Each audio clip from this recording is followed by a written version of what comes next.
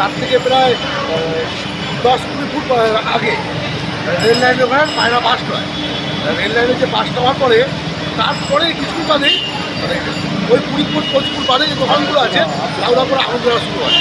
এবং এখানকার সব স্থানীয় বাসিন্দা এবং আশেপাশের দোকানদার ভ্যানওয়ালা রিক্সাওয়ালা যারা ছিল তারা অনেক চেষ্টা করেছে আগুন নেভানোর জন্য, কিন্তু পারেনি। লাস্টে ফায়ার ব্রিগেড এসছে, এখনও আগুন চলছে। ঠিক আছে, মানে আমাদের হকার বাইরে অনেকে মাল এটা মূলত যে দোকানগুলো আগুন হয়েছে, দোকানগুলো কিসের দোকান ছিল? সব হচ্ছে রেডিমেডের দোকান ছিল, কম্বল, শীতবস্ত্র যে কম্বল, ওই কম্বলের দোকান ছিল, গেঞ্জি জামা প্যান্টের দোকান ছিল, একটা জুতোর দোকান ছিল। এটা কোন জায়গায়?